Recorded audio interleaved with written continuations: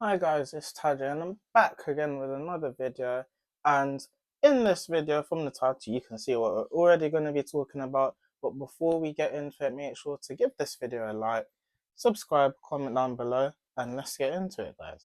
Please subscribe. Please. Please. God, you call me by my name. The love you give me, I just can't deny. Yeah. No longer blinded, I can see you. I'm on my way to meet you. We gotta talk, Reason why I'm doing this video, well, I just want to thank God for dropping this in my spirit to even record and do. And I know in the last video where I did my introduction and just let you guys know what was going on, I saw a few comments saying that some encouraging videos would be quite beneficial. So I thought as a second video, it might be the best thing to do. I stumbled across a video on TikTok by this person, and she was basically saying this is what happened when I pulled away from God and so on and so forth. She was basically just saying that her life wasn't right. She was saying that she was going through the worst. You can definitely see the difference between when you're far from God and when you're involved in God all the time. I just want to clarify why it's not good to pull away from God, and also clarify how you can sort that out, how you can rebuild your relationship with God. But before we go any further, make sure to hit that notification bell so you do not miss another video. I'm trying to post weekly, but I may post even before a whole week. So yeah, just hit the notification bell so you know what's going on, or else you'll be left clueless, and we don't want that, do. Pulling away from God is one of the worst things you can do. And the reason why that is, especially in these times that we're living in, is because the moment you pull away from God, so much things will happen in your life and you will start to realize, wait, like, why is all of this happening to me for? Like, why are all these bad things going on in my life? and it can be dangerous, because what we don't realize as Christians is that the enemy, the devil, likes to attack us so much times. He attacks us every single day, even in our sleep. So the minute we get distant from God, he will do anything in his power to make sure that we stay as far from God as possible so we can be in his hands. And obviously, God forbid, we don't want that to happen.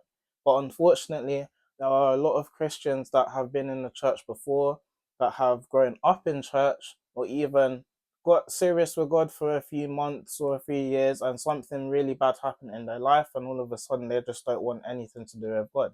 It does happen. It is a common occurrence. The plan of the enemy is to kill, steal, and destroy.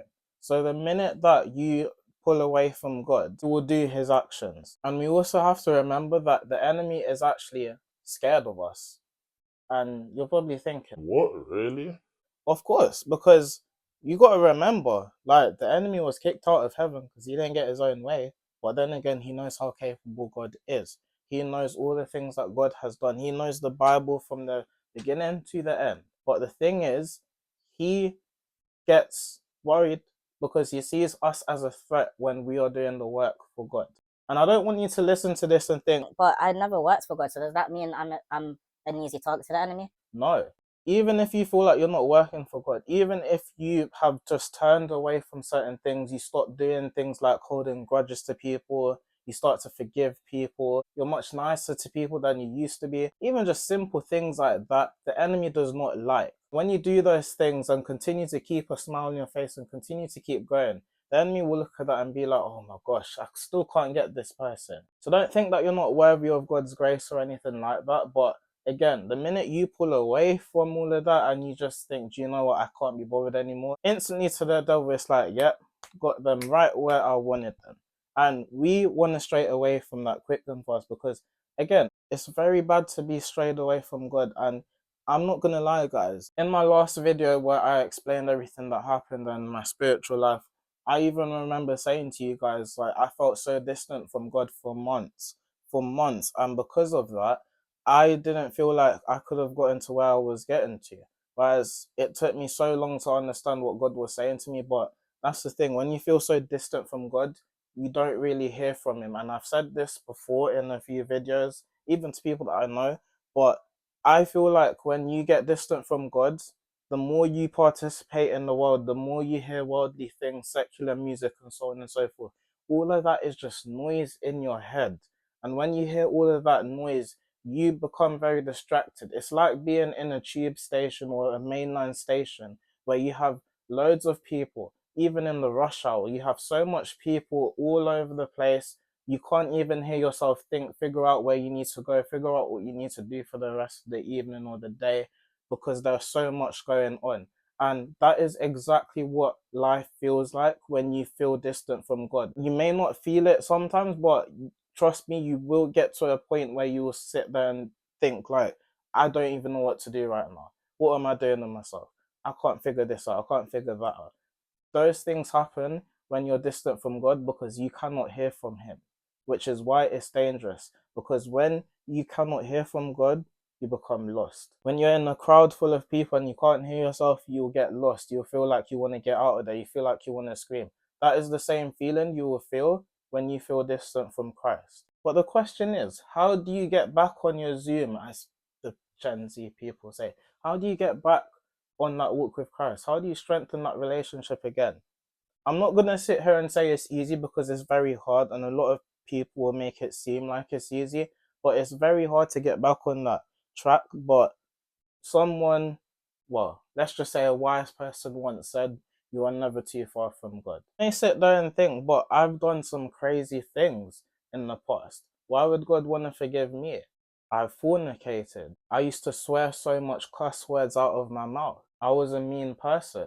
I had kids outside marriage. There's even worse things that people have done, but God will still forgive you. But unfortunately, we live in a world where human beings like to put their own judgment on things. But if you know the word of God and if you read the word and understand what kind of God we serve, you will know that whatever people say will not matter unless God cares. And that's the thing. Once you cast all your cares to God, He will care for you. He doesn't care about what you've done in the past. He cares about what you're going to do in the present. And if your decision is to come forth to Him and serve Him and just say, God, I'm sorry, I didn't mean to do all of that. I want to turn my life around, so on and so forth, God will accept you. Some people sit there and think, but how is God going to accept me? There are so many people in the Bible that have done terrible things, probably 1,000 times worse than you have probably done, or whatever you think is really bad that you may have done. There are people in the Bible that have done worse but have become amazing people of God that are big examples in the Bible today. Prime example is Paul. You may hear Paul being spoken about by many Christians, but Paul wrote a lot of letters, but people don't know that he used to be a bad person and his name was Saul before his name changed to Paul. And he actually used to do very bad things to Christians. But if you want to know more about that, I suggest you do have a read because it is quite interesting to read about.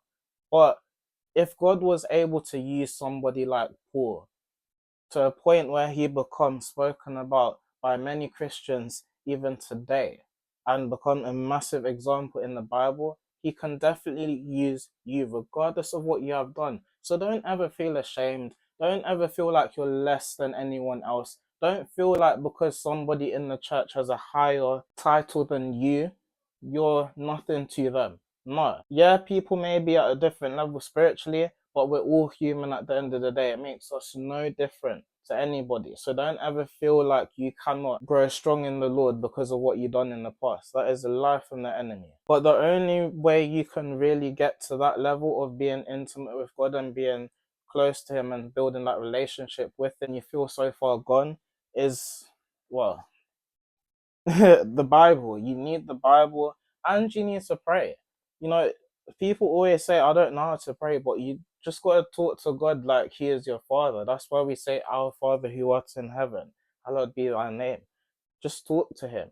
And there's a verse that I want to just read out to you guys that may even encourage you. And it's in Psalms 139.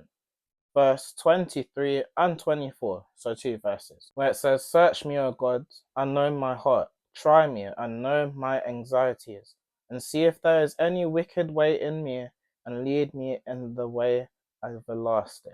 What does this particularly mean? Well, this is the type of prayer that you want to pray when you feel like your life with Christ isn't right. When you feel like you're going through tough times, this is the prayer that you want to pray. This is the verse that you want to read. So if you want to have a read of that and you feel like you're going through a tough time, or you just feel like life is just life right now, just have a read of Psalms 139 verse 23 and 24. Say that on to God and see how you feel after. And one more thing before I wrap this video up. To get to that level of intimacy with God, you have to want it. And you may think, what do you mean you have to want it? You have to want that relationship with God, because you got to think about it like this. If you're in a relationship with your partner, you have to want that relationship to work for things to go well. Because if you're not as enthusiastic about that relationship to work, you will feel like you're not really bothered, and you just feel like you can't be asked sometimes, and you'll just eventually get distant. And that's why a lot of relationships today fail. But it's the same with Christ. You have to want to have that relationship with Christ, because if you don't feel like you have that type of want, you're going to feel distant regardless. But how do you get to a place of having that feeling of wanting to get to know Christ more? You just got to trust and believe. You've got to trust that God will take care of your problems, and you've got to trust that he will see you through the tough times. Because if you don't, then it's just going to be harder for you to trust in him. So much people say they got trust issues, but you got to understand, God is not like man. There's so much people in the Bible, so much testimonies that are all over the world that you can hear about and read about, that show true examples of how God has helped see those people through. So if you feel lost right now, consider everything I've said. Have a read of the verses I've shared with you. Even if you just want someone to just talk to about everything, feel free to drop me a message or in the comments. Do anything, whatever feels best for you. But with that being said, I hope you guys enjoyed this video. Make sure to give this video a like, comment down below, and let me know what you guys think. Do you want more of these type of videos, or what type of videos do you guys want to see?